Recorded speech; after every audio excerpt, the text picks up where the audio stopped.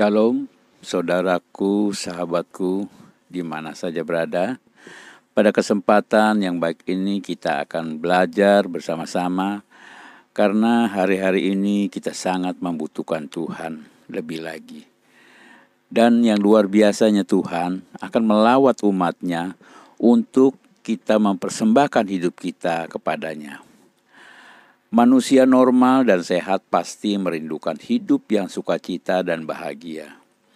Namun pada faktanya memberitahukan kita tidak semua manusia mendapatkan sukacita dan bahagia yang sejati. Sebab manusia mencoba mencari definisi dan makna sukacita itu dengan caranya masing-masing. Karena tidak ada seorang pun yang sempurna dan benar, maka semua usaha manusia itu akan sia-sia. Tidak heran banyak orang yang masih berjalan dalam kegelapan di dunia yang fana ini. Tema pada hari ini yang terambil di dalam Roma 12 ayat 1 sampai dengan 11. Nanti saya akan baca ayat 1 dan 11. Karena itu saudara-saudaraku, demi kemurahan Allah aku menasihatkan kamu supaya kamu mempersembahkan tubuhmu sebagai persembahan yang hidup, yang kudus, dan yang berkenan kepada Allah. Itu adalah ibadahmu yang sejati. Ayat 11, janganlah hendaknya kerajinanmu kendor, biarlah rohmu menyala-nyala dan layanilah Tuhan. Ada seorang pria yang baru beberapa kali ikut kebaktian di gereja. Suatu hari mendatangi Pak Pendeta. Katanya dia ingin memberikan persembahan yang jumlahnya cukup besar dari hasil keuntungan bisnisnya. Dia memperlihatkan ceknya dari beberapa bank sebesar $15.000. Dia berkata bahwa cek yang diterima itu nanti dia masih harus membayar ke supplier sekitar $9.000. Dan sisanya adalah keuntungan yang akan dia berikan seluruhnya ke gereja. Pendeta pun sangat senang mendengarnya. Dengan semangat, esoknya cek tersebut didepositokan ke gereja di bank tersebut. 2 hari kemudian, Pak Pendeta mendapat telepon dari si jemaat agar mengirim transfer ke supplier Jepang sebesar $8.735. Dan gereja boleh ambil sisanya sebagai persembahannya. Maka ditransferlah dana tersebut dari rekening gereja.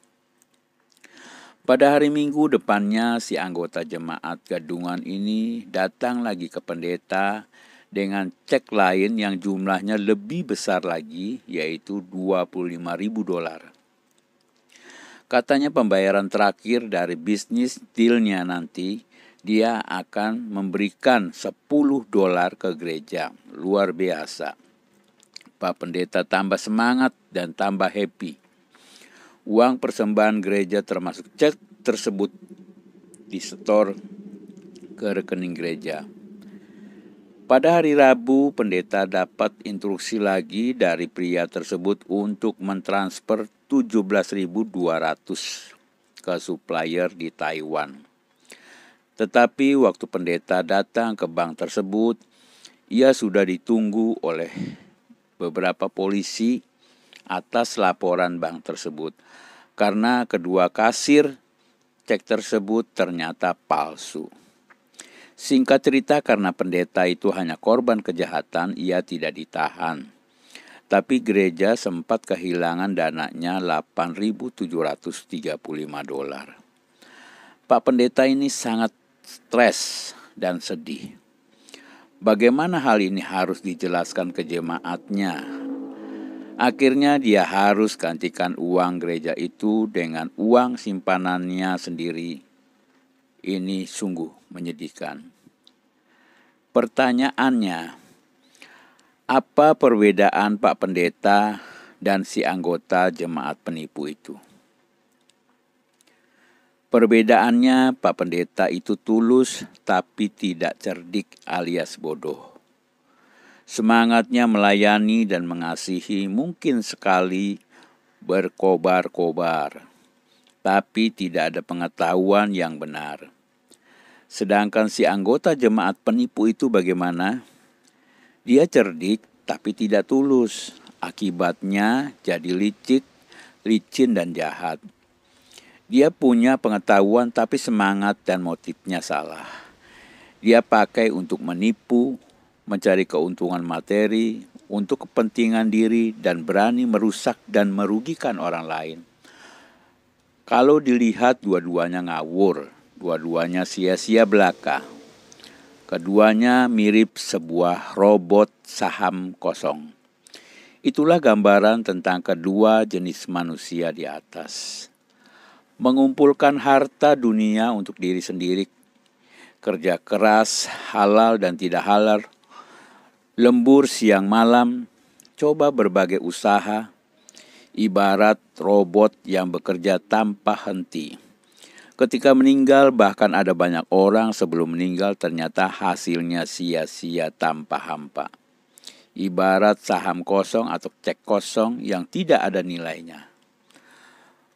Mencoba berbagai usaha agama dan rohani dengan giat dan semangat tinggi, ibarat robot yang kerja keras tanpa kenal waktu. Misalnya berbuat amal, kebaikan, bersembayang, meditasi, berpuasa, doa semalam suntuk, melakukan berbagai kegiatan sosial, mentaati banyak aturan dan upacara agama, dan lain sebagainya.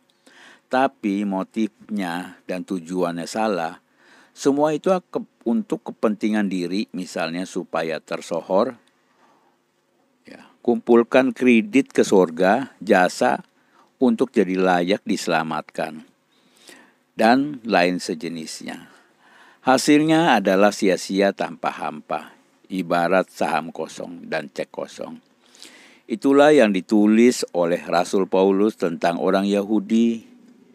Saudara-saudara, keinginan hatiku dan doaku kepada Tuhan ialah supaya mereka diselamatkan, sebab aku dapat memberikan kesaksian tentang mereka bahwa mereka sungguh-sungguh giat untuk Allah tetapi tanpa pengertian yang benar.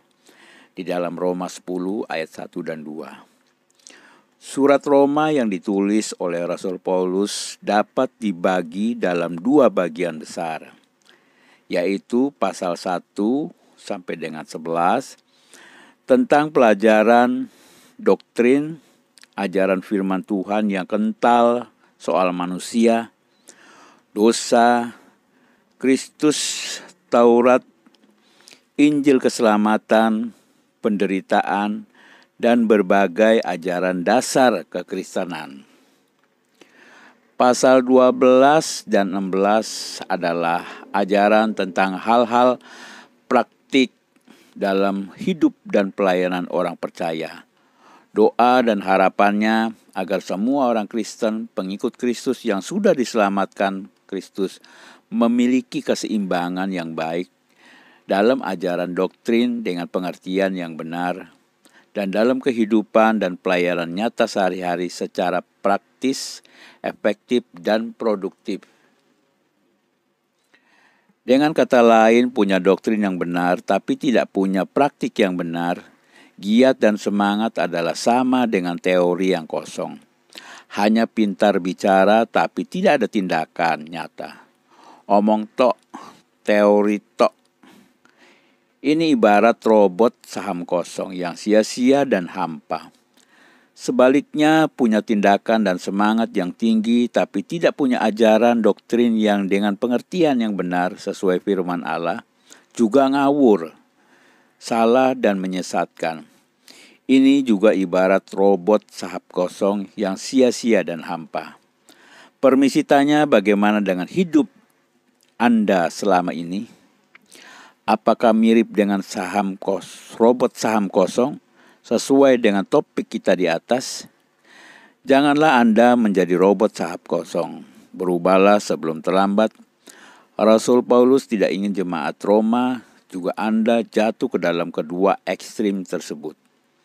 Yang paling baik dan benar adalah punya doktrin yang benar, juga punya semangat, motif, dan praktik pelayanan yang benar. Dalam Roma 12:11 Rasul Paulus menegaskan, janganlah kerajinanmu kendor, janganlah hanya teori tok, omong tok, tapi biarlah rohmu menyala-nyala, ada praktik pelayanan yang benar, yang giat, dan yang bergairah, yang berbuah lebat, yang efektif, kreatif, dan produktif. Dengan kata lain, jangan malas, tapi berapi-api, berkobar-kobar dan dinamis, ibarat peleburan besi atau baja yang pada ketinggian suhu tertentu, baja atau besi itu akan mencair dan kelihatan mengkilap bagaikan cermin. Itulah simbol dari merefleksikan Kristus, sang kebenaran yang sejati dalam seluruh aspek hidup dan pelayanan orang percaya. Demikianlah hendaknya hidup dan pelayanan kita, orang yang sudah ditebus dan diselamatkan oleh Kristus Yesus. Mudah-mudahan sharing pada hari ini sangat bermanfaat dan kita selalu ingat bahwa kita adalah seorang hamba yang harus betul-betul membayar harga yang mahal jika kita mau menjadi pelayan yang berkenan kepada Tuhan. Terima kasih, selamat melayani Tuhan.